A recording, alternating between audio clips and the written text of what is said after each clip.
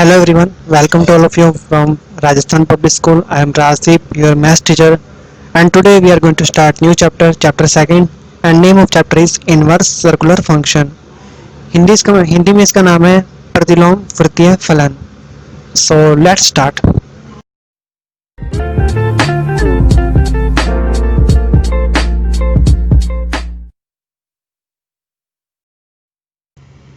So name of chapter is inverse circular function या हिंदी में इसका नाम है प्रतिलोम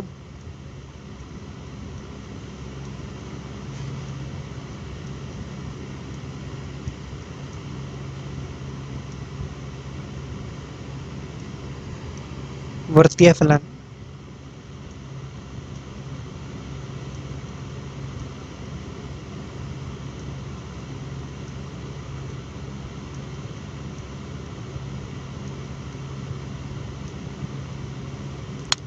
ओके, तो इसमें क्या है कि अगर साइन थीटा एक्स के इक्वल है तो थीटा जो होगा वो इक्वल होगा साइन इनवर्स एक्स के. इससे पहला वाला चैप्टर था उसमें भी अपनों ने इनवर्स फंक्शन किए थे, प्रतिलोम फलन किए थे. तो ये भी वैसे ही है जैसे वहाँ पे एफ इनवर्स था. तो यहाँ पे ये चीज़ केयरफुली समझनी है कि साइन इनवर्स एक्स और साइन एक्स का होल इनवर्स ये दोनों अनइक्वल होते हैं. इनको आप एक जैसा मत समझ लेना. अब चैप्टर में क्या है कि आपको बहुत ज़्यादा कन्फ्यूजन होगा कि काफ़ी सारे फॉर्मूले करेंगे. तो मैं आपको एक यहाँ पे छोटी सी टिप दूंगा. इस टिप्स को आप बड़े ध्यान से समझ लो कि अगर हमारे पास कुछ ऐसा लिखा हुआ है तो इसका मतलब ये समझ लेना कि sine theta equals to x है, तो ये तो होती है एक तरीके की वैल्यू या मान.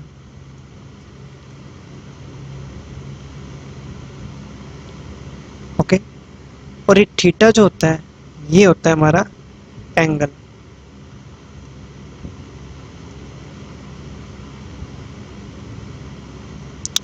तो यहाँ पे भी ध्यान से समझना इस चीज़ को कि थीटा मैंने आपको क्या बताया था कि ये एंगल है. तो इट मीन्स ये सारा जो पार्ट है साइन इनवर्स एक्स ये तो है एंगल.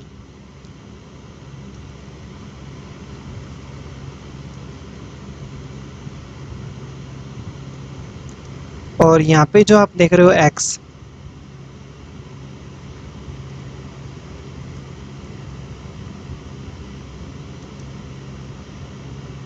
ये जो एक्स देख रहे हो ये एक्स है वैल्यू.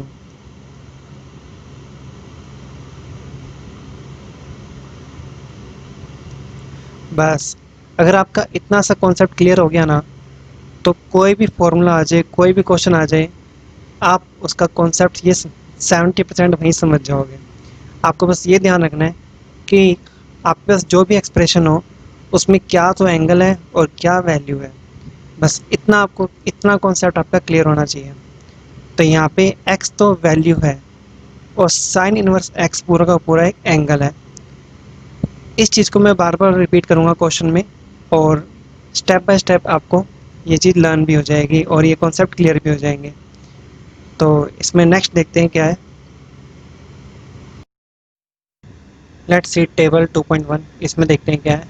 तो टेबल 2.1 आपको 11th क्लास से रिलेटेड है. उसमें आपको साइन कोस टेन जितने भी ट्रिग्नोमेट्रिक फंक्शन थे उनके क्या क्या डोमेन थे यानी कि प्रांत थे, उनकी क्या क्या रेंज थी यानी कि परिसर थी, उनके ग्राफ कैसे थे, सारा यहाँ पे डिटेल में दे रखा है. अब नेक्स्ट टेबल देखते हैं. नेक्स्ट टेबल है इन्वर्स फंक्शन की.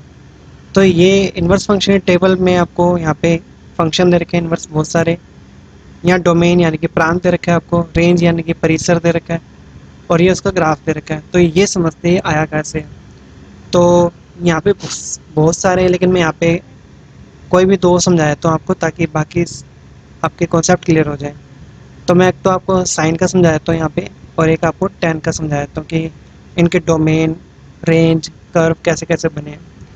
तो एक चीज़ तो आपको ध्यान रखनी है कि अगर आपका फंक्शन इन्वर्स हो चुका है तो जो चीज़ डोमेन में है वो रेंज में पहुंच जाएगी, जो चीज़ रेंज में है वो डोमेन में पहुंच जाएगी. तो यहाँ पे देखो ये जो फंक्शन है साइन एक्स, इसकी रेंज क्या है, -1 से 1 है, यानी कि इसकी मिनिमम वैल्यू -1 होगी और मैक्सिमम वैल्यू 1 होगी. तो यहाँ पे देखते हैं कि अब इस फंक्शन का यहाँ पे डोमेन क्या है, यानी कि प्रांत क्या है। पहली चीज़ तो ये समझ लो कि डोमेन का मतलब क्या होता है, एक्स की वैल्यू, और रेंज का मतलब होता है वाई की वैल्यू। अगर हमारा फंक्शन इस तरीके से है कि y equals to sine inverse x, तो x की आप कौन कौन सी वैल्यू ले सकते हो। आप -1 से लेके 1 तक कोई मर्जी वैल्यू ले सकते हो, कोई प्रॉब्लम नहीं है। हाँ, 1 से बड़ी वैल्यू नहीं ले सकते आप, ना ही -1 से छोटी वैल्यू ले सकते हो। क्यों? क्योंकि अगर यहाँ देखो तो इस ग्राफ में 1 से बड़ी कोई वैल्यू नहीं है और -1 से छोटी कोई वैल्यू नहीं है। और जब इसका इन्वर्स ग्राफ बनाओगे आप, तो इधर भी देखो 1 से इधर कोई वैल्यू नहीं आ रही और -1 से इधर भी कोई वैल्यू नहीं आ रही। तो इट मीन्स डोमेन इसका क्या हो गया, -1 से 1 हो गया। अब रेंज देखते हैं। मैंने कहा था इसका डोमेन इसकी रेंज होगी, बट वहाँ पे कुछ चेंज है। चेंज ये है कि यहाँ पे डोमेन तो इसका आर है, बट इधर इसका जो रेंज है वो आर नहीं है, वो अलग अलग सेट दे रखे हैं।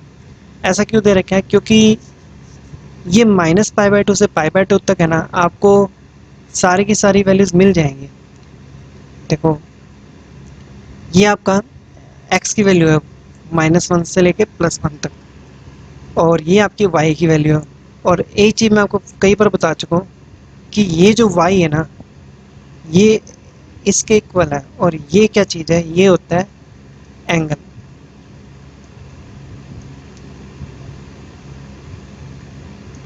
और आपको पता ही है कि साइन का जो ग्राफ होता है ना, ये वाला, यहाँ पे तो होता है π/2,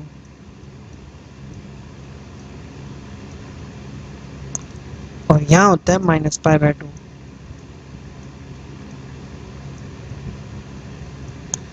तो मैं इसको बड़ा करके आता हूँ।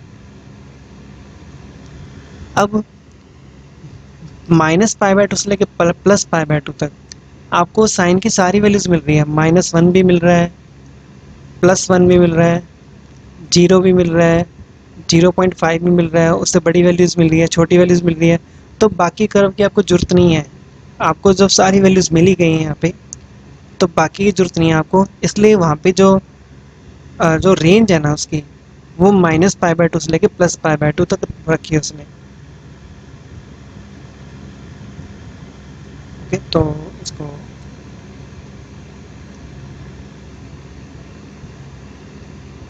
यहाँ पे जो रेंज है ये -π/2 से लेके +π/2 तक है। आप इसके आगे का इंटरवल भी ले सकते हो और इसके पीछे वाला इंटरवल ले सकते हो, बट मोस्टली आपको ये लेना है -π/2 से +π/2। ग्राफ कैसे बना है इसका? ग्राफ बड़ा सिंपल है, आपको पता है साइन π/2 की वैल्यू क्या होती है, 1 होती है। तो यहाँ पे देखो 1 पे क्या वैल्यू आ रही है, π/2। अच्छा, साइन 0 की वैल्यू क्या होती है, 0, तो 0 पे 0 आ गया। साइन -π/2 की वैल्यू क्या होती है, -1 होती है। तो यहाँ देखो -1 पे -π/2 आ रहा है। तो इस तरीके से ग्राफ बनाइए। अब 10 का ग्राफ और देख लेते हैं। तो यहाँ पे देखो 10x का ग्राफ क्या है, इस तरीके से होता है। इसका डोमेन यानी कि प्रांत, यानी कि x की वैल्यू आप कौन सी रख सकते हो, कोई भी रियल नंबर ले सकते हो, बट π/2 का मल्टीपल नहीं लोगे। क्यों? क्योंकि आपको पता है कि एक तो π/2 पे, एक 3π/2 पे, एक -π/2 पे, एक -π/2 पे, ऐसे फर्दर आगे इन सब पे क्या वैल्यूज आती है, नॉट डिफाइंड वैल्यूज आती हैं। तो ये वैल्यूज आप नहीं ले सकते, इसलिए क्या किया इसने, माइनस करा दिया आर में से।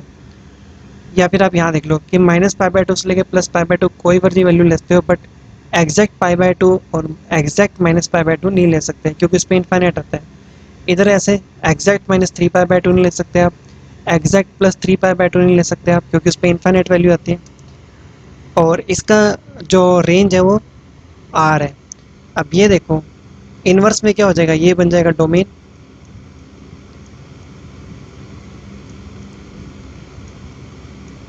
और ये क्या बन जाएगा, रेंज। अब रेंज इसमें ये कैसे बनेगा वो देख लेते हैं। बाकी डोमेन तो अपना कंफर्म है कि ये होएगा। तो 10 यूनिट्स में जो डोमेन है अपना x बिलोंग्स टू r है। रेंज का देख लेते हैं क्या डिफरेंस आ जाएगा। तो रेंज में आपको फिर से बता देता हूँ, ये जो पूरी वैल्यू है ये है एंगल।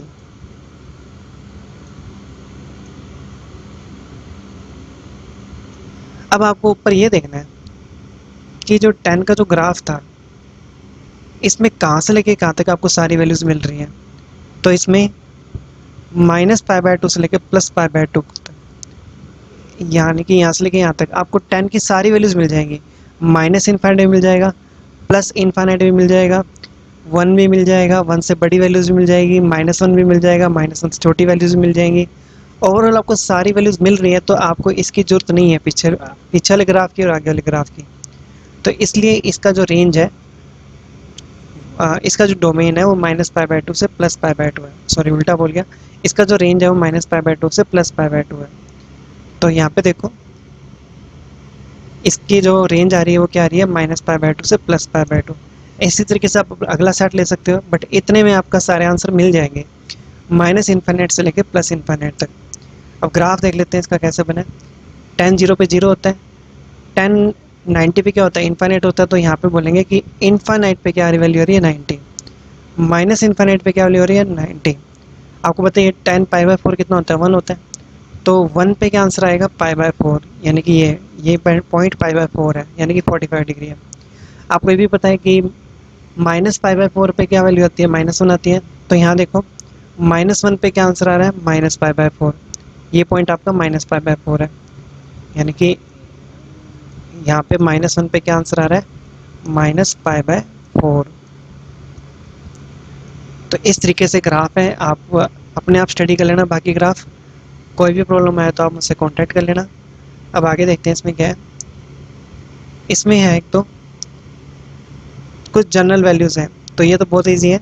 आपने 11th क्लास में मैंने आपको जनरल वैल्यूज़ बताई थी, या आपके टीचर ने बताई होगी कि साइन के लिए क्या होती है। साइन के लिए जनरल वैल्यू होती है theta equals to n pi plus -1/n alpha. Cos के लिए क्या होता है, कोस के लिए होता है theta equals to 2n pi plus minus alpha. और टेन के लिए क्या होता है, टेन के लिए होता है theta equals to n pi plus alpha. इसी तरीके से साइन का इन्वर्स क्या होता है, कोसेक के लिए भी सेम रहेगा, कोस का इन्वर्स सेक के लिए भी सेम रहेगा, और टेन का इन्वर्स कोट के लिए भी सेम ही रहेगा। अब क्वेश्चन ये भी यहाँ पे क्रिएट होता है कि जनरल वैल्यूज़ होती क्या हैं। तो जनरल वैल्यूज़ होती हैं कि यहाँ पे थीटा की जितनी भी वैल्यूज़ बन सकती हैं, क्योंकि ग्राफ हमारा 0 से लेके 360 पर वापस रिपीट होता है, 360 डिग्री के बाद वापस रिपीट होता है। तो इट मीन्स 0 से 360, 360 से 270, 270 से आगे, यानी जितनी भी वैल्यूज़ हैं सारों को अगर एक साथ लिखना पड़ जाए तो हम उसकी जनरल फॉर्म बनाते हैं, या व्यापक, इसको हिंदी में कहते हैं व्यापक मान। तो यहाँ पे देखो, ये है क्या, एंगल, और ये क्या है, क्या ये भी एंगल है, ऑफ कोर्स ये भी एंगल है। तो ये जो एंगल है ना, ये किसके इक्वल होएगा, ये सारा इसी के इक्वल होएगा, n पाई प्लस -1 की पावर n अल्फ़ा के। तो n पाई प्लस -1 की power n sine inverse x के। हालांकि इसको x नहीं लिखना चाहिए था, x डैश लिख देते हैं, चलो। तो यहाँ पे इसी तरीके से कॉस इनवर्स का भी सेम ही रहेगा, और टेन इनवर्स का भी ये सेम ही आ जाएगा। तो ये था हमारे पास जनरल वैल्यूज़ या व्यापक हल। अब आते हैं प्रिंसिपल वैल्यूज़ पे, यानी कि सैद्धांतिक मान पे, तो या मुख्य मान भी कह सकते हैं इसको। तो यहाँ पे देखो, ये प्रिंसिपल वैल्यूज़ कैसे आ रही हैं, ये प्रिंसिपल वैल्यूज़ है आपकी रेंज या परिसर। तो अभी मैंने ग्राफ में बताया था साइन और टेन के ग्राफ में, यहाँ पे देख लेते हैं। साइन के ग्राफ में मैंने आपको बताया था कि -π/2 से लेके +π/2 तक अगर आपको सारी वैल्यूज़ मिल रही हैं तो इट मीन्स ये आपका क्या है, रेंज हो गया। तो यहाँ पे रेंज है ना, ये आपका क्या बन गया, वहाँ पे प्रिंसिपल वैल्यू बन गई। तो देखो, साइन के लिए आप -π/2 से +π/2 तक आपको सारी वैल्यूज़ मिल रही हैं, तो आपकी प्रिंसिपल वैल्यूज़ हैं। डोमेन तो मैंने आपको समझा ही दिया, -π/2 से -1 से +1 होता है। अब टेन का भी देख लेते हैं। तो टेन की रेंज क्या थी, टेन की रेंज यहाँ है, ये रही। मैंने आपको बताया था कि -π/2 से +π/2 तक आपको सारी वैल्यूज़ मिल रही हैं, तो इट मीन्स टेन की रेंज भी क्या है, -π/2 से +π/2 तक। बट ध्यान रहो, यहाँ पे इक्वल का साइन नहीं लगाया, क्योंकि एग्जैक्ट π/2 पे टेन क्या हो जाता है, इनफाइनाइट हो जाता है। तो ये इसका प्रिंसिपल वैल्यूज़ है। इस तरीके से सारे ये ड्राइव हुए हैं, आप इसको एक बार देख लेना। और कोई प्रॉब्लम आए तो मुझसे आप कॉन्टैक्ट कर लेना। नेक्स्ट टॉपिक देखते हैं इसमें क्या है। Relation between inverse circular function, यानी कि जो हमारे पास प्रतिलोम वृत्तीय फलन है उनका क्या संबंध होता है आपस में। आपको पता ही है, तब आप जब आपने 10th क्लास में देखा था कि साइन थीटा जो होता है वो इक्वल होता है किसके, अंडर रूट में 1 माइनस कोस स्क्वायर थीटा के। यानी हम कह सकते हैं कि साइन थीटा का कोस थीटा से क्या रिलेशन है, इस टाइप का रिलेशन है। या आप इसको ऐसे भी देख सकते हो कि साइंस के थीटा प्लस कोस के थीटा किसके होता है, 1 के। इनवर्स में क्या रिलेशन आएगा कि साइन इनवर्स का कोस इनवर्स से क्या रिलेशन है, साइन इनवर्स का टेन इनवर्स से क्या रिलेशन है, साइन इनवर्स का सेक इनवर्स से क्या रिलेशन है। तो ये सारे रिलेशन आपको यहाँ पे इसने राइट कर रखे हैं। अब मैं आपको बहुत ही ईजी तरीका बताता हूँ इनको लर्न करने का। कि मान लो आपके पास साइन इनवर्स एक्स है,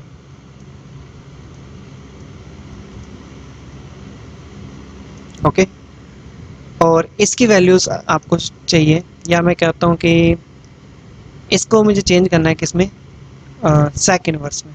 चलो, और मुझे पता लगाना है कि यहाँ पे क्या आएगा। तो इसकी सिंपल ट्रिक बताता हूँ।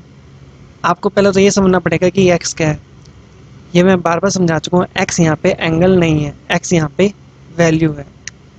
यानी कि वहाँ जब हमारे पास जब क्लास 10 थी तब ये हमारे लिए एक तरीके से वाई होता था। ओके, तो इसको वाई की नज़र से देखना है। तो यहाँ पे देखो, आपको क्या करना है, सबसे पहले इस एक्स के अपॉन में 1 लगा लेना और एक ट्रायंगल बना देना। ओके, तो ट्रायंगल में ध्यान रखना कि साइन क्या होता है, साइन होता है परपेंडिकुलर अपॉन हाइपोटेनियस, यानी कि लंब बटे कर्ण। तो लंब यहाँ पे क्या है, एक्स हो गया, और कर्ण यहाँ पे क्या हो गया, 1। पाइथागोरस से क्या आ जाएगा, 1 माइनस एक्स स्क्वायर। बस ट्रायंगल बन गया। अब जो मर्जी लिखो आप, सेक की वैल्यू लिखनी है, सेक की वैल्यू क्या बनेगी, यहाँ पे सेक क्या होता है, सेक होता है कर्ण बटे आधार, यानी कि हाइपोटेनस अपॉन बेस। हाइपोटेनस क्या है इसमें, 1 है, तो यहाँ पे आप लिखोगे 1, और बेस यहाँ पे क्या है, under root 1 minus x square, तो यहाँ पे आ जाएगा under root 1 minus x square. तो आप किसी का किसी से रिलेशन निकाल सकते हो, तो इसमें आपको कोई प्रॉब्लम नहीं आएगी। ओके, तो ये था रिलेशन। तो यहाँ पे देख सकते हो कि ये आ गया रिलेशन।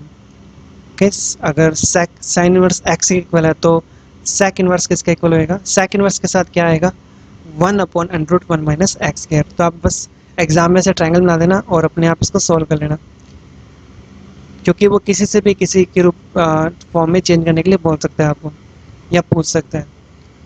तो ये सारे हैं इस टाइप से। यहाँ पे भी देख लो, ये कुछ सिंपल से इन्वर्स करके, कोसेक का रिलेशन साइन इन्वर्स से क्या होता है, कोस का क्या होता है सेक से। तो मैं आपको बताता हूँ, बहुत ईजी है। जैसे साइन क्या होता है, साइन होता है परपेंडिकुलर अपॉन हाइपोटेनस, यानी कि लंब बटे कर्ण। कोसेक क्या होता है, कोसेक होता है हाइपोटेनस अपॉन परपेंडिकुलर, यानी कि कर्ण अपॉन लंब।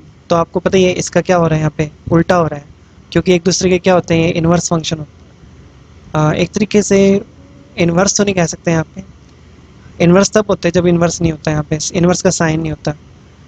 बट अगर ये फॉरवर्ड फंक्शन होते, इन्वर्स ना होते, तो ये अपने इन्वर्स ही होते एक तरीके से।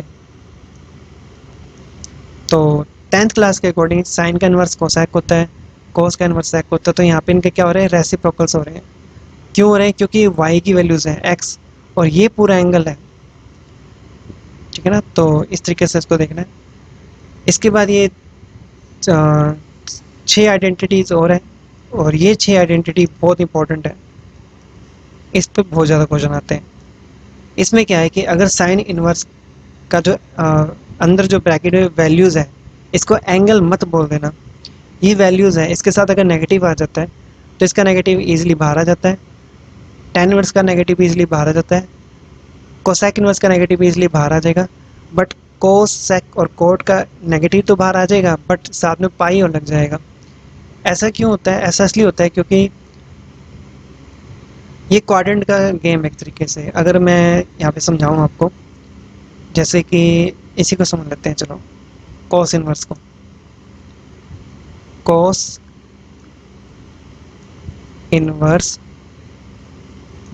माइनस एक्स है। ओके, अब क्या है कि हमारे पास क्या होता है, A S T C rule होता है। A for all, S for sine cosec, T for tan cot और सी फॉर कोसेक। इस क्वाड्रेंट में ये पॉजिटिव होते हैं, बाकी इस क्वाड्रेंट में क्या होते हैं, नेगेटिव होते हैं। तो अगर मान लेते हैं कि थीटा के इक्वल है, तो यहाँ पे माइनस एक्स की वैल्यू क्या आएगी, कोस थीटा आ जाएगी, और एक्स की वैल्यू क्या आएगी, एक्स की वैल्यू आ जाएगी माइनस कोस थीटा। अब आपको बस ये पता लगाना है कि किस क्वाड्रेंट में कोस थीटा नेगेटिव होता है। तो आपको पता ही है इन दोनों क्वाड्रेंट में क्या होता है, नेगेटिव होता है। इन दोनों क्वाड्रेंट में नेगेटिव होता है, तो आपको पता ही है कि ये एंगल यहाँ पे क्या होता है, पाई होता है। ओके, पाई होने की वजह से क्या होता है, यहाँ पे इसके साथ एक पाई लग जाता है।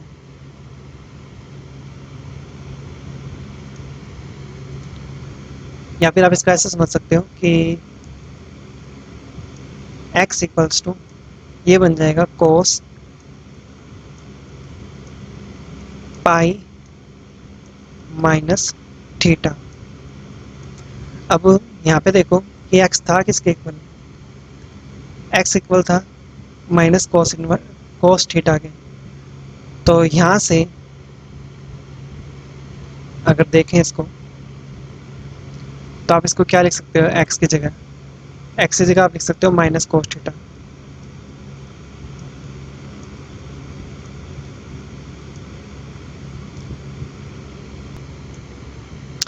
सॉरी, थोड़ा सा गलत बोल गया मैं।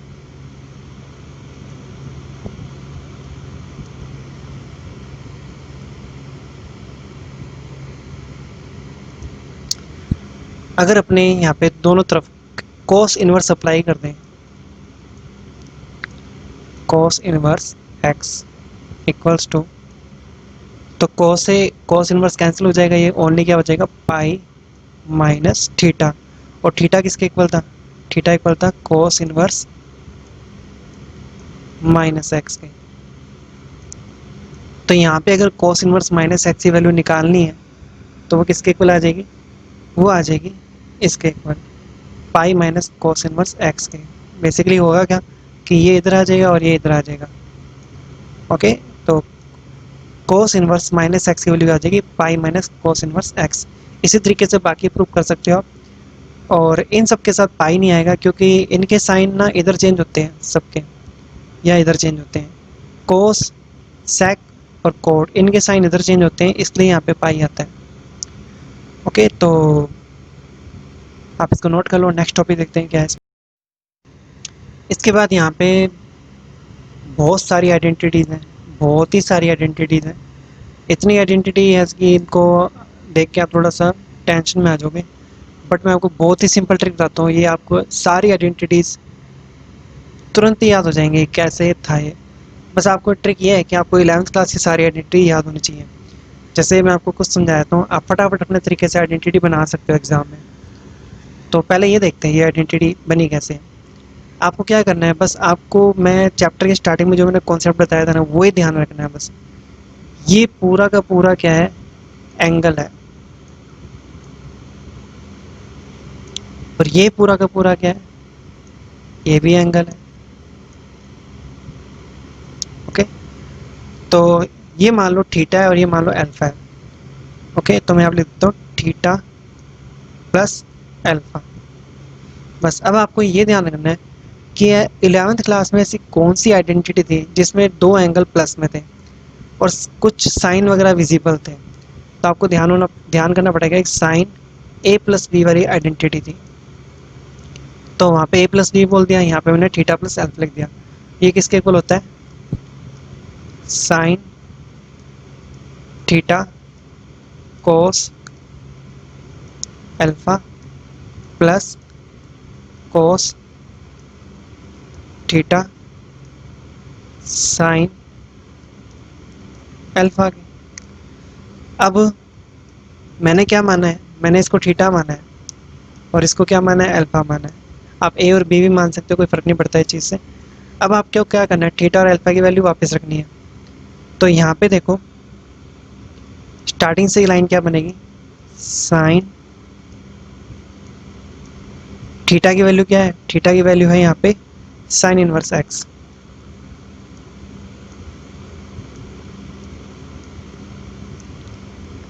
और अल्फा की वैल्यू क्या है, sine inverse y. Okay, theta की वैल्यू साइन इनवर्स एक्स और अल्फा की value sine inverse y equal to,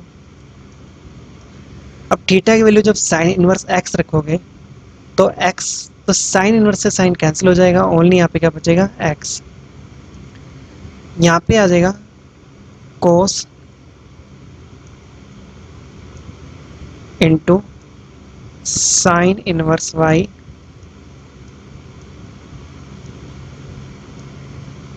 plus cos theta की वैल्यू क्या है, साइन इनवर्स एक्स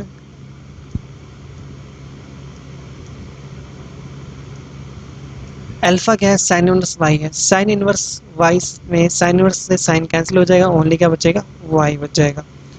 अब आपको क्या करना है, साइन को ना आप राइट हैंड साइड में लेके जाओगे तो ये बन जाएगा, स्टार्टिंग से लाइन क्या बनेगी आपकी, sine inverse x plus sine inverse y equal to, ये साइन राइट हैंड साइड में क्या हो जाएगा, क्या हो जाएगा, साइन इनवर्स हो जाएगा। इसके बाद यहाँ पे क्या है, एक्स है। यहाँ पे देखो कोस और साइन इनवर्स कट नहीं हो सकते, बट कोई तरीका है जिससे साइन कोस में चेंज हो जाए, बिल्कुल एक तरीका है, हम ट्रायंगल बनाते हैं इसका। साइन क्या होता है, परपेंडिकुलर अपॉन हाइपोटेनस, यानी कि लंब बटे कर्ण।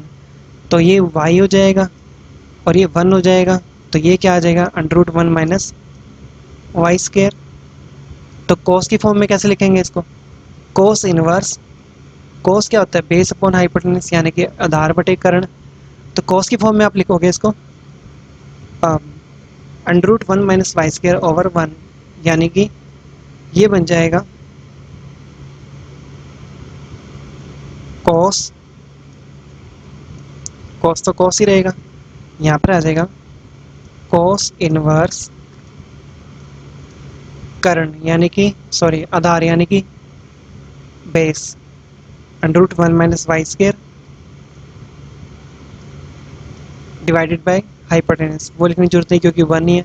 अब कोस से कोस कैंसिल हो गया, तो यहाँ पे क्या आ जाएगा, x into under root one minus y square. तो देखो ये मैचिंग हो रही है ना, x into under root one minus y square.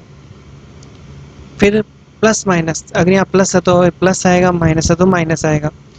इसी तरीके से अगला क्या आएगा, वाई तो दिख ही रहा है आपको, इसका जब ट्रायंगल बनाओगे तो ये भी क्या बनेगा, cos inverse under root one minus x square. तो कोस इनवर्स से कोस कैंसिल हो जाएगा, क्या दिखाई देगा आपको, under root one minus x square. तो ये आपने आइडेंटिटीज सडनली वहाँ पे ड्रॉ हो जाएगी। बस आपको एक बार लग रहा है कि टाइम लगा है, बट जब आप प्रैक्टिस करोगे ना इसकी तो आप मिनट में बना लोगे। एक और देख लेते हैं कोई भी रैंडमली आइडेंटिटी, जैसे कि मैं आपको ये वाली बता देता हूँ, चलो। ओके, तो यहाँ देखो, यहाँ पे क्या है, सबसे पहले तो आपको ये समझना है कि ये सारा पार्ट क्या है, एंगल है।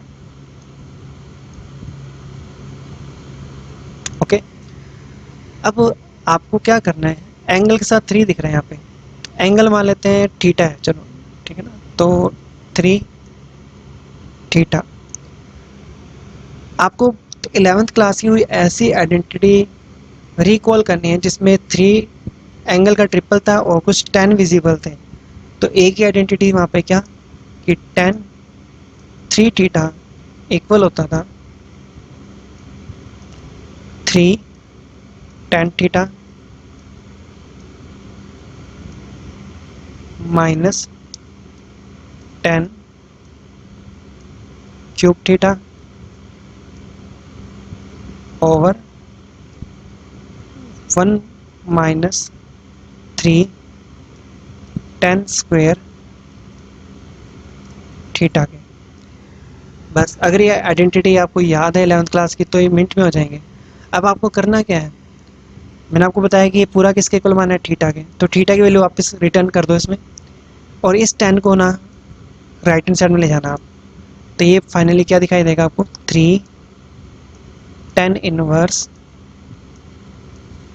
x इक्वल्स टू, ये 10 उधर जाके क्या हो जाएगा, इनवर्स 10 इनवर्स। ओके, अब 3 तो एज इट इज़ है, थीटा की वैल्यू जब 10 इनवर्स x रखोगे तो 10 इनवर्स से 10 कैंसिल हो जाएगा, यहाँ पे ओनली क्या आ जाएगा x, यहाँ पे 10 क्यूब है, थीटा की वैल्यू जब 10 इनवर्स रखोगे तो 10 इनवर्स से 10 कैंसिल हो जाएगा, और x के ऊपर क्या आ जाएगा, क्यूब आ जाएगा। इसी तरीके से 1 as it is, 3 as it is, यहाँ पे 10 इनवर्स से 10 कैंसिल हो जाएगा, x का क्या आ जाएगा, स्क्वायर आ जाएगा, और ये आपकी आइडेंटिटी रेडी है। ओके, तो इस तरीके से आप कोई भी आइडेंटिटी बना सकते हो, बस आपको 11th क्लास के फॉर्मूले याद होने चाहिए। इतने फॉर्मूले हैं, ये लर्न करना आपके लिए पॉसिबल नहीं हो पाएगा शायद, हो सकता है आप कुछ भूल जाओ एग्जाम में, तो डेरिवेशन आपके स्ट्रॉन्ग होनी चाहिए। जैसे मैं देखिए यहाँ पे फटाफट ड्राइव कर लिया इसको, ठीक है ना, इवन अगर मैं भी कोई फॉर्मूला भूल जाता हूँ तो मैं भी ड्राइव करता हूँ इसको फटाफट, तो ड्राइव करोगे बेस्ट रहेगा, ताकि आपको इतने सारे फॉर्मूले याद ना करना पड़े और फटाफट आपके एग्ज़ाम में कोई भी क्वेश्चन है आपको क्रैक कर सको। तो अब स्टार्ट करते हैं एक्सरसाइज के कुछ एग्जांपल्स।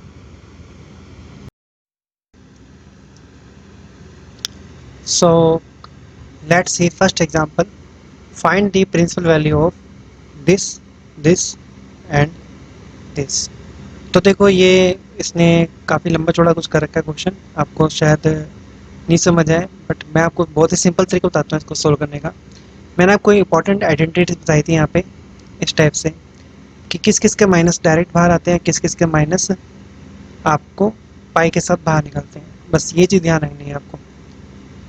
तो यहाँ देखो साइन इनवर्स -1/2 है, तो इसका देखते हैं सॉल्यूशन क्या बनेगा। साइन इनवर्स का माइनस बाहर निकल जाता है, पहली बात तो ये होगी, और अब ये क्या बन गया, साइन 1/2। अब मैं आपको बस इतना ही सोचना है यहाँ पे कि साइन किस एंगल पर 1/2 वैल्यू देता था, क्योंकि ये वैल्यू है, ये क्या है, एक वैल्यू, तो साइन किस एंगल पे वैल्यू देता था, 1/2। तो आपको बताइए साइन π/6 पे 1/2 आता था, तो आपको बस यहाँ पे आंसर क्या लिखना है, π/6, बस इतना सही है क्वेश्चन। ओके, तो यहाँ पे आपका आंसर क्या आ गया, π/6। अब ये भी देखो आप वर्बली इसको सॉल्व कर सकते हो, माइनस बाहर आ जाएगा सिंपली, इसका भी पाई नहीं लगेगा, पाई किस किस में लगता है, कोस में, सेक में और कॉट में, ठीक है ना, इनके इनवर्स में। किस एंगल पे tan√3 वैल्यू देता था, तो आपको ध्यान होगा π/3 पे, तो इसका आंसर क्या आ जाएगा, इसका आंसर आ जाएगा -π/3। ओके, तो ये इसका आंसर आ गया। अब इसका देख लेते हैं, ये इसमें तो माइनस है ही नहीं कोई, तो बस आपको यहीं पे ये सोचना है कि सेक किस एंगल पर √2 होता था, तो या आप ये सोचो कि कोस किस एंगल पे 1/√2 होता था, 45 पे होता था, इसका आंसर सिंपली 45 है।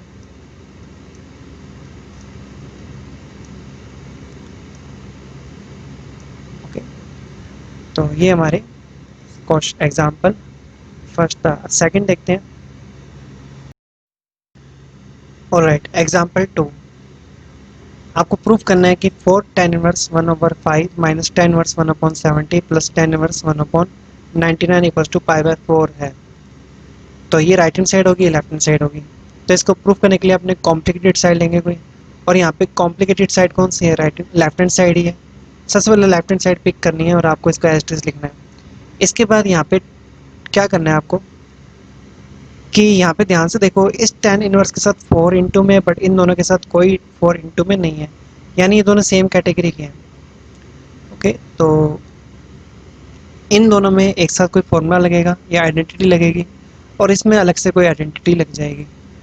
तो पहले इन दोनों की बात करते हैं।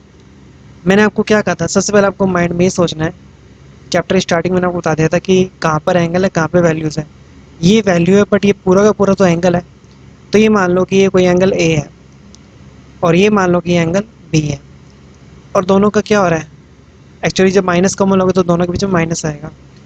तो दोनों के बीच में माइनस आ रहा है, तो आपको बस ये ध्यान रखना है कि 11th क्लास में ऐसी कौन सी आइडेंटिटी थी जिसमें दो एंगल होते थे, उनके बीच में माइनस होता था, और मोस्टली टेन विजिबल होते थे। तो आपको पता चल जाएगा कि टेन ए माइनस बी की वो आइडेंटिटी थी। और वो क्या थी आइडेंटिटी, वो थी tan A minus tan B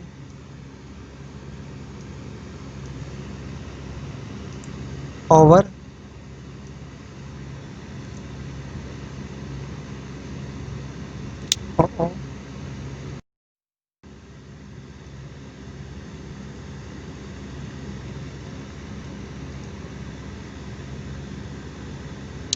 A minus B और टेन की वो आइडेंटिटी थी, और वो किसके इक्वल आ जाएगा, किसके इक्वल होती थी, tan A minus tan B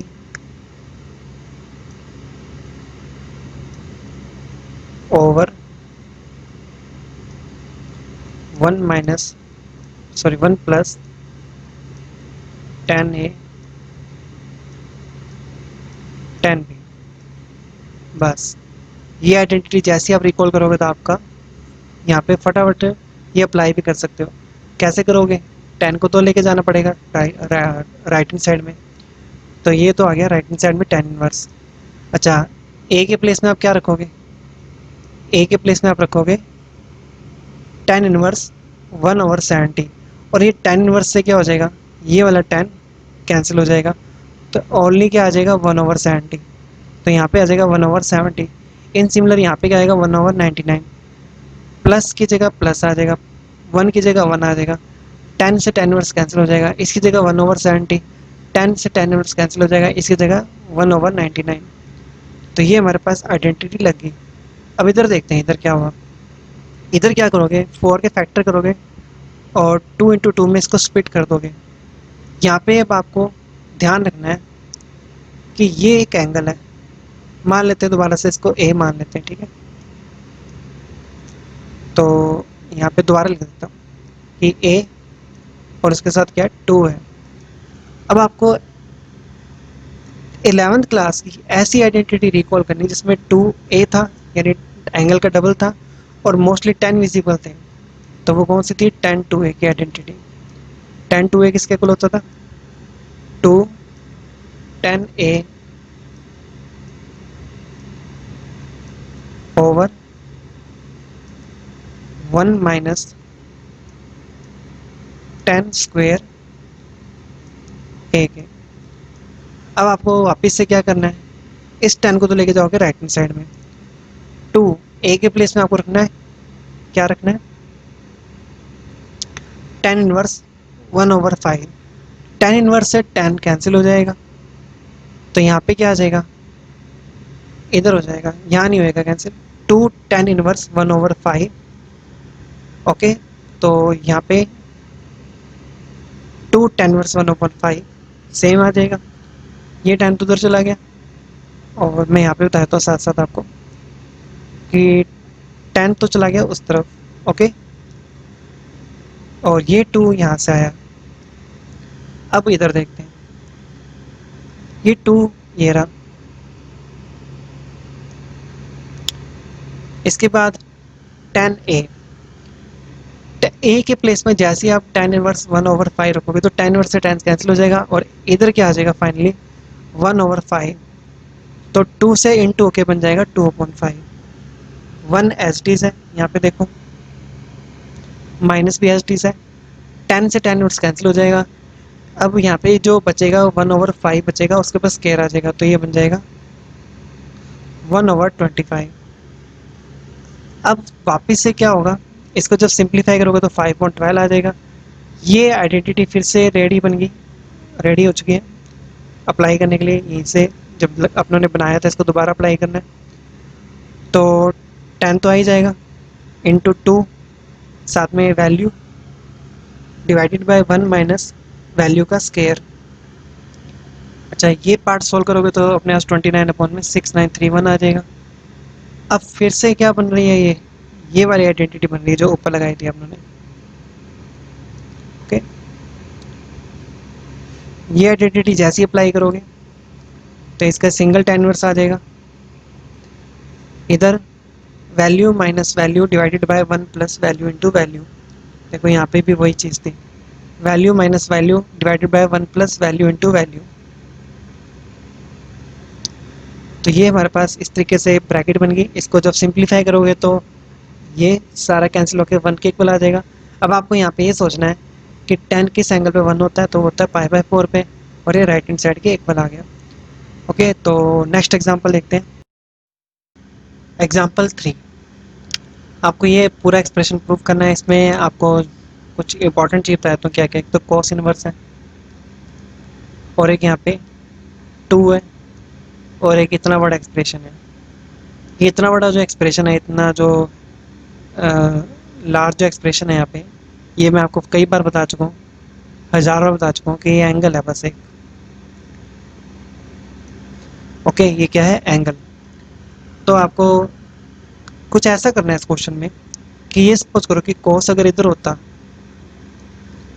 तो कुछ ऐसा दिखाई देता है, कोस 2 इंटू कोई एंगल मान लेते हैं थीटा। तो आपको क्या करना है, यहाँ से पता चलेगा आपको कोस टू थीटा की आइडेंटिटी अप्लाई करनी है, और ऐसी आइडेंटिटी अप्लाई करनी जिसमें tan भी होते थे। तो वो आइडेंटिटी ये रही 11th क्लास की, कि कोस टू थीटा इक्वल होता था 1 minus ten square theta over 1 plus ten square theta के। और मैंने आपको क्या बताया था कि ये सारा क्या है, एंगल है। तो इस पूरे को एक बार अपने थीटा मान लेते हैं, इसने भी थीटा ही माना है। थीटा माना है तो यहाँ पे tan थीटा की वैल्यू क्या आ जाएगी, ये आ जाएगी। इसके बाद 11th क्लास की आइडेंटिटी लगा दी, tan स्क्वायर थीटा, यहाँ पे tan थीटा की वैल्यू यहाँ पे पुट कर दी अपनों ने। तो कुछ इतना बड़ा एक्सप्रेशन आ जाएगा। यहाँ पे एलसीएम लिया, तो एलसीएम लेने के बाद कुछ इस तरीके से विजिबल होंगी चीज़ें। ओके, जब आप इसको क्रॉस मल्टीप्लाई करोगे a प्लस बी को 1 के साथ, तो b कॉमन ले लेना, a कॉमन ले लेना, b a कॉमन ले लेना, b कॉमन ले लेना। इसके बाद आप क्या करोगे, ये जितनी भी एक्सप्रेशन है, ये ये और ये, इन सबको आप डिवाइड करा दोगे किससे, 1 प्लस टेन स्क्वायर x/2 से। तो जब एवरी टर्म को आप डिवाइड कराओगे यहाँ पे, तो कुछ इस तरीके से दिखाई देगा आपको ये, क्योंकि ये चीज़ तो पूरी कैंसिल हो ही जाएगी। हाँ, इधर वाले कैंसिल नहीं होंगे क्योंकि प्लस से डिवाइड कर रहे हैं, तो यहाँ पे नीचे क्या आ जाएगा, प्लस आ जाएगा। ये वापस से आइडेंटिटी बन गई, कौन सी बन गई, ये वाली आइडेंटिटी। ओके, तो एंगल का क्या हो रहा है, डबल हो रहा है, और कोस आ रहा है। तो इधर क्या है, एंगल x/2, इसका डबल आ जाएगा x, साथ में कोस लग जाएगा। इधर एंगल क्या x/2 है, इसका डबल क्या हो जाएगा x, और साथ में क्या हो जाएगा, कोस आ जाएगा। और ये किसके इक्वल चला था, ये चला था cos 2 थीटा के इक्वल। तो जब cos को तो लेके जाओगे तो cos इनवर्स हो जाएगा, और ये हमारा इसलिए प्रूफ हो गया। 2 थीटा हमने किसको लेट किया था, इतने बड़े एक्सप्रेशन को, और cos इनवर्स ये ब्रैकेट में जो एक्सप्रेशन है, ये सारा का सारा प्रूफ हो गया। ओके, तो नेक्स्ट एग्जांपल देखते हैं। एग्जांपल 4, आपको ये सारा एक्सप्रेशन क्या करना है, प्रूफ करना है। पहली चीज़ तो आप देखो कि एंगल कहाँ पर है। तो यहाँ पे एक एंगल तो ये रहा, और ये भी सेम ही एंगल है, तो इसको मान लेते हैं हम थीटा। साथ में 1/2 भी ले लो, क्योंकि अगर एंगल को किसी वैल्यू से इंटू कराते हो वो भी तो क्या होता है, एंगल ही होता है। तो ये हमारे पास क्या है, थीटा हो गया। तो इसने भी थीटा ही लेट किया, तो 1/2 cos inverse a over B किसके इक्वल है, थीटा के। तो यहाँ से cos 2 थीटा की वैल्यू किसके इक्वल आ जाएगी, a ओवर b के। कैसे आएगी, पहले 2 थीटा से इंटू होएगा, फिर cos इनवर्स से जाके cos हो जाएगा। तो हमने इस पूरे को थीटा माना है, तो ये बन जाएगा pi by 4 plus theta, pi by 4 minus theta. Tan A plus B, tan A minus B की आइडेंटिटी लगा दो पहले यहाँ पे। टेन पाई बाय 4 कितना होता है, 1 होता है, तो यहाँ पे 1 आ जाएगा, यहाँ पे 1 आ जाएगा, यहाँ पे 1 आ जाएगा, यहाँ पे 1 आ जाएगा। इसके बाद क्रॉस मल्टीप्लाई कराया तो ये एक्सप्रेशन आ जाएगा। और जब इसका स्क्वायर रूट खोलोगे, सॉरी स्क्वायर खोलोगे, तो टू टेन थीटा से टू टेन थीटा कैंसिल हो जाएगा, तो और इधर 1 प्लस 1 2 हो जाएगा, और टेन के थीटा भी ऐड होकर 2 बन जाएंगे, तो 2 कॉमन आ गया, तो 1 प्लस टेन के थीटा ओवर 1 माइनस टेन के थीटा आ गया। अब आपको पता ही है कि अगर अपने इसका रेसिप्रोकल कर दे तो ये किसका फॉर्मूला बन रहा है, cos 2 थीटा का। तो इसको जैसे ही डिनोमिनेटर में लेके जाएंगे तो ये रेसिप्रोकल हो जाएगा, cos 2 थीटा का फॉर्मूला आ गया। अब cos 2 थीटा किसके इक्वल था, यहाँ देखते हैं, cos 2 थीटा इक्वल था a और b के, तो यहाँ पे आ जाएगा a ओवर b, तो ये हमारा प्रूफ हो गया राइट हैंड साइड में।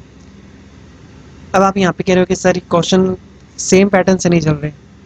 देखो क्वेश्चन स्टार्टिंग में ही मैंने आपको बता दिया सेम पैटर्न रहता है, आपका पहला काम है एंगल फाइंड करना, उसके बाद सुटेबल आइडेंटिटी लगाना। हाँ थोड़ा बहुत वेरिएंस है, इसलिए आपको प्रैक्टिस तो करनी ही पड़ेगी इसमें। नेक्स्ट क्वेश्चन देखते हैं, example 5, if this condition, if this expression equals to alpha है, तो आपको प्रूफ करना है कि ये लेफ्ट हैंड साइड किसके इक्वल है, राइट हैंड साइड के। पहला काम है आपको एंगल फाइंड करना है, कहाँ है एंगल, ये रे, ये भी एंगल है और ये भी एंगल है, तो वर्क यहीं से स्टार्ट होगा क्योंकि ये चीज़ गिवन है आपको एक तरीके से। तो इसको मान लेते हैं ए और इसको मान लेते हैं बी, तो मैं यहाँ पे लिख देता हूँ ए प्लस बी, एंगल का सम हो रहा है, और कोई ऐसी आइडेंटिटी लगानी है जिसमें कॉस विजिबल हो, क्योंकि यहाँ पे ज़्यादातर कॉस ही दिख रहे हैं आपको। तो कॉस ए प्लस बी की क्या लगेगी, आइडेंटिटी लगेगी, और वो किसके इक्वल होती है, वो होती है cos A cos B minus sign A sine B. अब आपको पता ही है कॉस किधर चला जाएगा, राइट हैंड साइड में, तो यहाँ मैं समझा देता हूँ। कॉस जब राइट हैंड साइड में गया तो कॉस इनवर्स हो गया। इधर क्या है, ए की वैल्यू क्या है, ए की value cos inverse x over A, ये कॉस इनवर्स किससे कैंसिल हो जाएगा, इस कॉस से कैंसिल हो जाएगा, तो ओवरऑल क्या बचेगा, एक्स ओवर ए, तो यहाँ पे क्या आ गया एक्स ओवर ए, साथ में क्या आ जाएगा वाई ओवर बी। अब यहाँ पे ए और बी कॉस की फॉर्म में, साइन से कैंसिल हो नहीं सकते, हम क्या करेंगे ट्रायंगल बनाएंगे। ट्रायंगल बनाएंगे तो आपको पता ही है रूट की फॉर्म में आएगी वैल्यूज़, बेस क्या आएगा, सॉरी परपेंडिकुलर क्या आएगा या लंब क्या आएगा, 1 माइनस एक्स स्क्वायर और ए स्क्वायर। 1 यहाँ पे क्या है, हाइपोटेन्यूस है, करंट है, और ये आ जाएगा y square over B square. तो ये चीज़ वैसी थी जैसे मैंने आपको ऊपर समझाई थी आइडेंटिटी बनाते टाइम। तो हमारे पास ये एक्सप्रेशन आ गया। अब कोस को तो ले जाओगे तो कोस अल्फा आ जाएगा। अब प्रूफ को थोड़ा देखते हैं ध्यान से, प्रूफ में कहीं पे भी स्क्वायर रूट का साइन नहीं है, बट यहाँ पे स्क्वायर रूट के साइन आ रहे हैं, तो स्क्वायर रूट के साइन कैसे हटाएंगे, स्क्वायर करके, पर डायरेक्ट अभी स्क्वायर मत कर देना। स्क्वायर रूट हटाने के लिए पहले उसको अलोन करना पड़ता है, अकेला करना पड़ता है। तो जब आप इसको राइट हैंड साइड में लेके जाओगे, इसको लेफ्ट हैंड साइड में लेके जाओगे, तो ये चीज़ आ जाएगी। स्क्वायर करने पे क्या हो जाएगा, रूट हट जाएगा। बस अपने आपने प्रूफ कर दिया है इसको ऑलमोस्ट, थोड़ा सा क्या करना है, इंटरचेंज करना है सबको, इंटरचेंज करते करते यहाँ पे प्रूफ हो जाएगा। ओके, मैथ्स के स्टूडेंट हो इतना तो कर ही लोगे आप। नेक्स्ट क्वेश्चन देख, एग्जाम्पल 6, उसमें क्या है कि इसको सॉल्व करना है। देखो क्वेश्चन को थोड़ा सा ध्यान से देख लेना, कई बार सॉल्व लिखा होता है, कभी प्रूफ लिखा होता है। सॉल्व को कहते हैं हल करना, प्रूफ का मतलब होता है सिद्ध करना। सॉल्व का मतलब ये होता है कि आपको x की वैल्यू निकालनी है। ओके, ये x है ना, इसको आपको फाइंड करना है। तो सबसे पहला अपना काम होता है एंगल ढूंढना। ये सारा एंगल है और ये भी सारा एंगल है, और इसमें कुछ जानी पहचानी चीज़ें आ रही हैं, जैसे कि मैं आपको बता देता हूँ कि 11th क्लास में हमारे पास जो आइडेंटिटी थी cos 2 थीटा की, वो किसके इक्वल होता था, 1 minus ten square theta divided by 1 plus ten square theta. और इसको देखकर अपनों ने इन्वर्स वाली जो आइडेंटिटी बनाई थी प्रीवियस एग्जांपल, वो क्या थी, two tan inverse x equals to, ये कॉस चला जाएगा राइट हैंड साइड में, cos inverse one minus x square divided by one plus x square.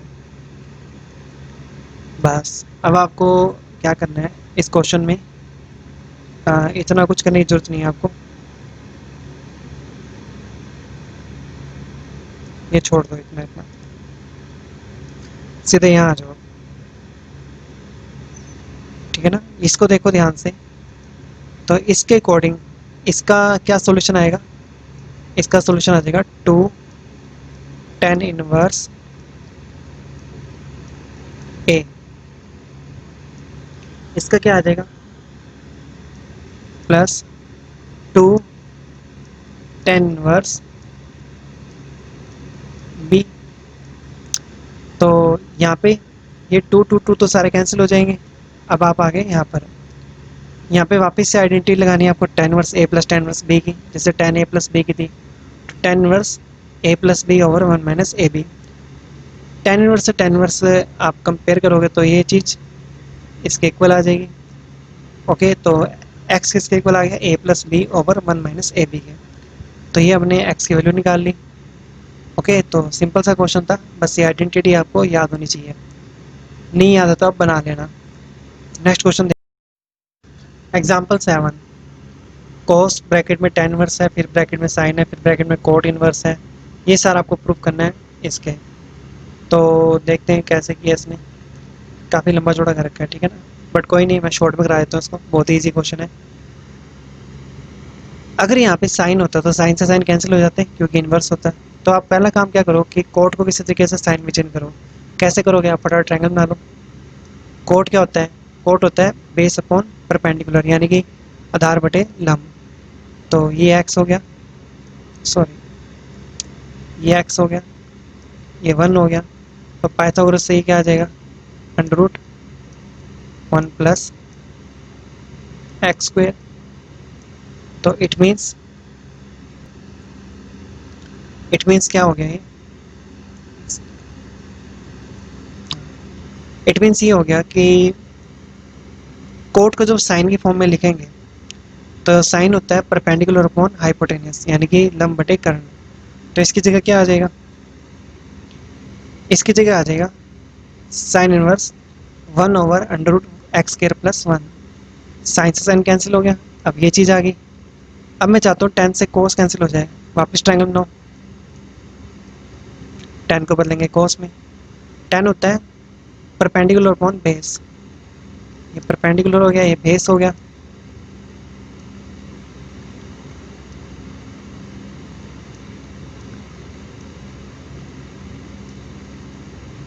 यहाँ पीजीटी से क्या आएगा, ये इसका स्क्वायर प्लस इसका स्क्वायर, तो इसका स्क्वायर करोगे तो टू प्लस एक्स स्क्वायर तो बन जाएगा न्यूमिनेटर में,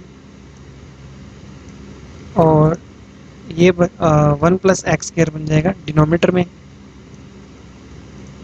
और इस पे आ जाएगा रूट। तो कोस की फॉर्म में कैसे लिखोगे, कोस की फॉर्म में आप इसको लिखोगे अंडर रूट मैंने बेस अपॉन हाइपोटेनस, यानी कि आधार बटे कर्ण। तो जब आप इसको आधार बटे कर्ण की फॉर्म में लिखोगे तो कुछ ऐसा दिखाई देगा ये। अब कोस से कोस कैंसिल हो गया और ये हमारा प्रूफ हो गया। ऑलराइट, तो इजी क्वेश्चन था काफ़ी है, अगर आपको ट्रायंगल की नॉलेज है तो बहुत जल्दी हो जाएगा क्वेश्चन। नेक्स्ट क्वेश्चन देखते हैं, example 8, solve the following equation. Solve करना है, इट मीन्स एक्स की वैल्यू निकालनी है, यानी ये वाला एक्स निकालना है। अब देखो यहाँ पे tan inverse one over x plus tan inverse one over A square minus x plus one के बीच में आइडेंटिटी लगा सकते हैं, बट आइडेंटिटी लगाएंगे तो कॉम्प्लिकेटेड हो जाएगा क्वेश्चन, इसलिए आप एक काम करो, इसको ले जाओ लेफ्ट हैंड साइड में, ठीक है ना। अब इन दोनों पे लगाएंगे आइडेंटिटी ताकि ईजी हो जाए क्वेश्चन, कोई बहुत बड़ा एक्सप्रेशन ना बने। तो tan inverse x plus tan inverse y की आइडेंटिटी क्या थी, tan inverse x minus y over one plus x y. तो value minus value divide by one plus value into value. Tan से टेन कंपेयर कर देंगे inverse से, ये हमारे पास एक्सप्रेशन आ जाएगा। अब आपको क्या करना है, एक्स की वैल्यू निकालनी है। तो आप नॉन मेडिकल स्टूडेंट हो, इतना तो निकाल ही लोगे, इनको इंटरचेंज कर करके एक्स की वैल्यू निकल जाएगी। यहाँ पे क्वाड्रेटिक इक्वेशन बनेगी तो आप इसके फैक्टर कर लेना, नहीं तो क्वाड्रेटिक फॉर्मूला या श्रीधराचार्य सूत्र लगा देना। तो ये हमारे पास एक्स की दो वैल्यूज आ जाएंगी। ओके, तो आप इसको नोट कर लो। नेक्स्ट क्वेश्चन देखते हैं। लास्ट एग्जाम्पल है example 9। Solve the following equation. ये इक्वेशन है, इसको सॉल्व करना है, प्रूफ मत कर देना, आंखें फाड़ के देखना है क्वेश्चन वहाँ पे। तो एक्स की वैल्यू निकालनी है आपको। तो एंगल ढूंढते हैं कहाँ पर है, ये हमारे एंगल है। तो सबसे पहले इनको कॉस पे चेंज करेंगे। तो मैंने आपको आइडेंटिटी बताई थी कि sign inverse x plus cos inverse x जो होता है वो किसके इक्वल होता है, पाई बाय टू के। ये आपको पता ही है कि साइन का कॉम्प्लीमेंट या पूरक क्या होता है, कोस होता है। तो ये एंगल अगर थीटा है तो ये क्या होता है, 90 माइनस थीटा होता है। तो थीटा से थीटा कैंसिल हो जाएगा, तो पाई बाय टू ही बचेगा। ओके, तो यहाँ पे देखो साइन इनवर्स को किस में चेंज किया है, कॉस इनवर्स में। Pi by two minus cos inverse, इसको भी pi by two minus cos inverse किया है। पाई बाय टू से पाई बाय टू ऐड करेंगे तो पाई बाय पाई हो जाएगा ये। ओके, तो पाई उधर जाके माइनस का पाई हो जाएगा, और थोड़ी सी कैलकुलेशन करके ये टू पाई बाय थ्री हो जाएगा, माइनस सारे कैंसिल हो जाएंगे। Cos inverse x plus cos inverse y की आइडेंटिटी कई बार लगा चुका हूँ मैं, यहाँ पे फिर से लगाए थे। तो cos inverse value into value, under root में वन माइनस वैल्यू का स्केयर, फिर अंडर रूट में वन माइनस सेकेंड वैल्यू का स्केयर। फिर यहाँ पे कोस इनवर्स इधर जाएगा तो कोस फॉरवर्ड फंक्शन बन जाएगा। और ये टू पाई बाय थ्री कितना होता है, पाई होता है 180, 180 को थ्री से डिवाइड करेंगे तो कितना आ जाएगा, 60, 62 जा 120, 120 क्या होता है 180 माइनस 60, कोस 180 माइनस 60 यानी कि सेकंड क्वाड्रेंट का एंगल है, तो माइनस तो आएगा ही आएगा। कोस 60 की वैल्यू क्या होती है, 1/2 होती है, तो माइनस 1/2। अब हमारे पास ये इक्वेशन आ गई, हमें एक्स की वैल्यू निकालनी है। नॉन मेडिकल स्टूडेंट हो आप इसको इंटरचेंज कर करके एक्स की वैल्यू निकाल देना। यहाँ पे क्वाड्रेटिक इक्वेशन बनेगी तो एक्स की हमारे पास यहाँ पे क्या आ जाएंगी, दो वैल्यूज आ जाएंगी। तो ये वैल्यू सेटिस्फाई नहीं हो सकती, क्यों, क्यों एक्स के नेगेटिव आ रहा है, ये वैल्यू सेटिस्फाई हो जाएगी। और ये सेटिस्फाई क्यों नहीं हो सकती, क्योंकि हमारे पास जो इक्वेशन है यहाँ पे, अगर यहाँ दोनों जगह नेगेटिव वैल्यू रखोगे तो हमारा आंसर सही नहीं आएगा, यहाँ पे भी नहीं आएगा। क्योंकि ये आपको पता है साइन माइन का नेगेटिव बाहर आ जाता है, इधर भी साइन का नेगेटिव बाहर आ जाता है, तो आंसर तो नेगेटिव आना चाहिए, बट यहाँ पॉजिटिव है। सो इसलिए ये आपका आंसर सेटिस्फाई नहीं होगा, ये आपका एग्जैक्ट आंसर है। ये मैंने एग्जांपल करा दिया, पर मैंने आपको ये नहीं बताया यहाँ पे कि हमने sine inverse x plus sine inverse y का डायरेक्ट फॉर्मूला क्यों नहीं लगाया, कोस में चेंज करने की क्या जरूरत पड़ेगी, जबकि हमारे पास आइडेंटिटी है sine inverse x plus sine inverse y की। अगर कोई इसका आंसर मुझे देगा तो ब्रिलियंट स्टूडेंट होएगा। आप मुझे व्हाट्सअप पे इसका मुझे आंसर सेंड कर देना। नेक्स्ट क्लास में आपको मैं क्लैरिफाई करूँगा कि इसको कोस में चेंज क्यों किया। अब आप इसको नोट कर लो।